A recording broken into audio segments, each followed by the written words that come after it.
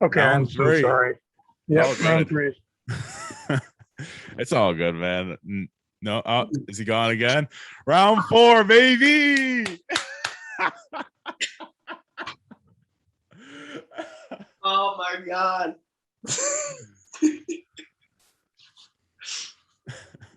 This is nuts. This is nuts. Round Okay, 4 now. let's do this interview before I hang up on you guys again.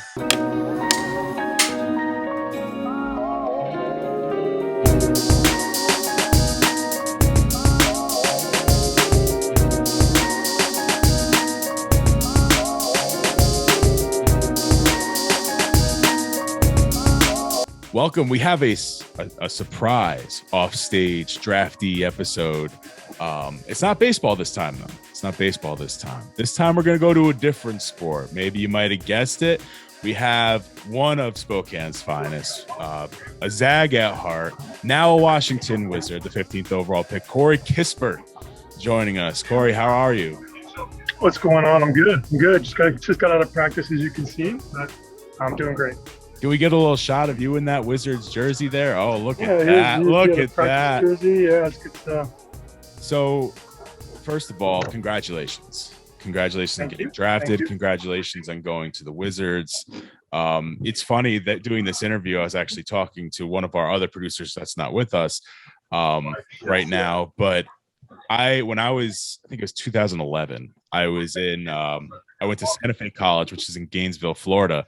And I was in a presser asking Bradley Beal questions. I'm sure he doesn't remember this because, he's far, far gone from Florida.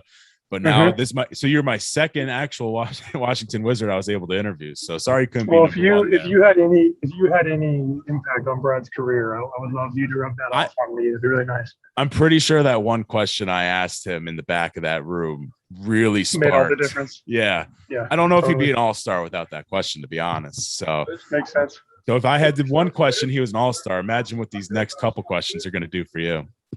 Here we go. Let's do it. So the first question I want to ask is about the draft process. So you entered the draft process last year. You're projected to be like a mid-second round pick. You went through it and then you decided to come back.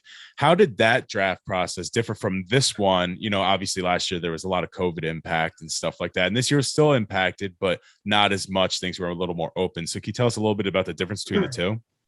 Yeah. So last year's draft process was completely on Zoom, like 100%. So didn't get a chance to go work out with anybody. Didn't get a chance to, go and travel and see the facilities or anything. And this year was basically normal. I mean, I was on planes, I was flying to different places and meeting with front offices face to face. So that's what made all the difference for me. And that's what I wanted to, that's what would have made the difference for me last year, is being able to prove myself on the floor and maybe kind of sneak up in the team's eyes. But this year was pretty much normal and kind of all systems go. How great was it to be at the Barclays Center for that draft night, being able to go up on stage and actually shake the commissioner's hand, knowing that you're now going to be a part of an NBA franchise? Yeah, that was awesome. I mean, it's once in a lifetime experience. And I knew if I had the chance to do it, I was going to go do it. And it was great to have my close family and friends there too, being able to celebrate with me, whether they were sitting on the floor with me or in the stands as well. So at the end of last year, you were projected mid-second round, something like that. And then you made your way all the way up to the 15th overall pick. When you were coming back to Gonzaga, did you think that you could make such a leap getting into the first round like that, high into the first round like that? Totally. That was the mission, was to kind of bet on myself and climb as high as I could go. And, thankfully I had a really good year my senior year and was able to make those gains and jumps. And,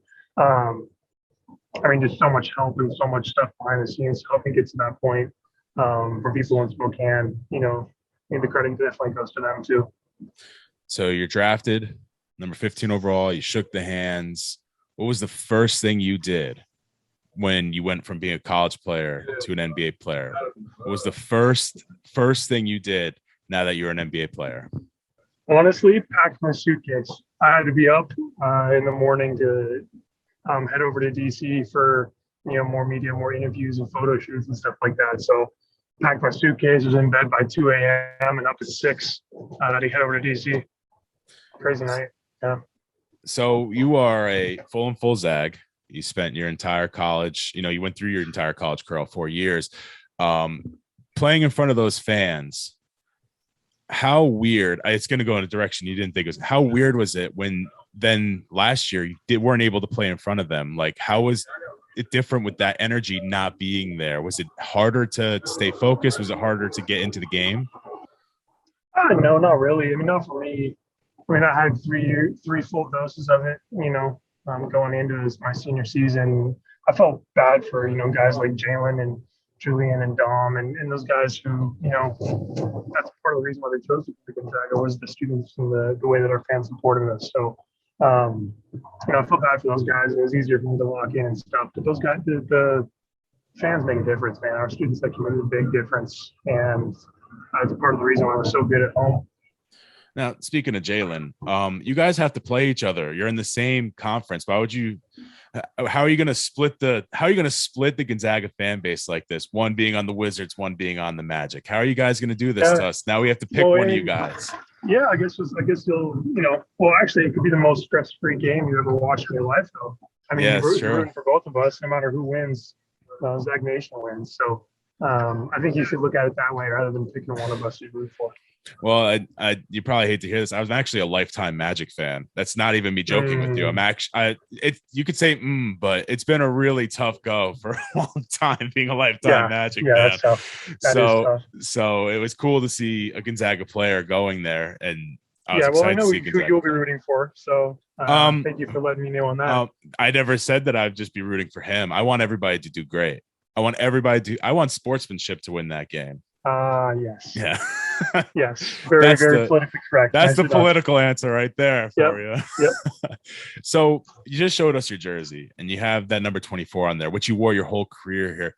Not a lot of players get to do that, go in out of college and keep their number. And what does it mean that you get to keep that number? Obviously, the number means a lot. We all know a pretty good basketball player that wore number 24. Mm-hmm. So how's it feel to be able to come in and still be able to rep the number you've repped your whole life? Yeah, it's cool. I mean, at the end of the day, it's a number on a jersey, but you definitely feel comfortable wearing a certain number. And, a lot of memories wearing this number too. So, I'm glad I got to keep it. Glad it's, still on my jersey. I definitely feel really familiar in it, which is really nice. Really easy for a rookie like me to just step in and have another thing taken care of, Spending your whole career with Gonzaga, you've really become one of the faces of Spokane. And you could say Washington threw at the first pitch of the Mariners game.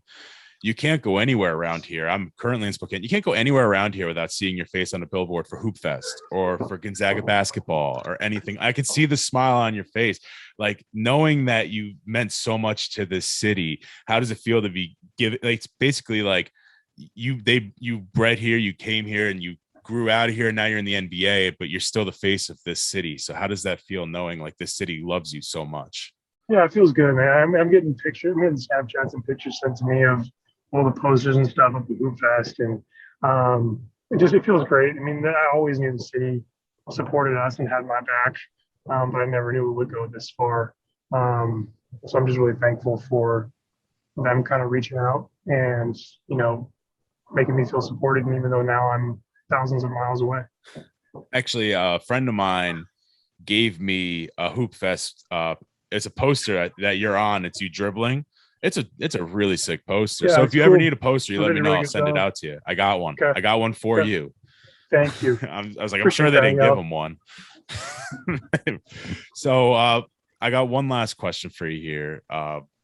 Being a Zag and then going, what does it mean to be a Zag to you? What are you going to take from Gonzaga out into the NBA and past the NBA? And what does it mean? And what are you going to take from the experiences you had here? Yeah, I mean, you learn a lot on the floor, but I think you take more off of it.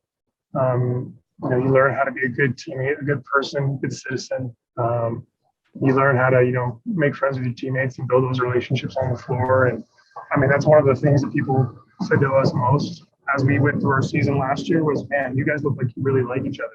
Like you really like being around each other. And I know that's not the case in, every NBA locker room, but you can find those connections with one or two people. It really improves your play on the floor a ton.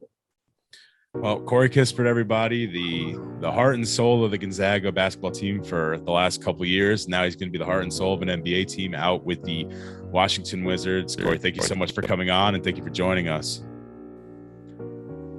Yeah, thank you guys. No problem. We wish you the best of luck.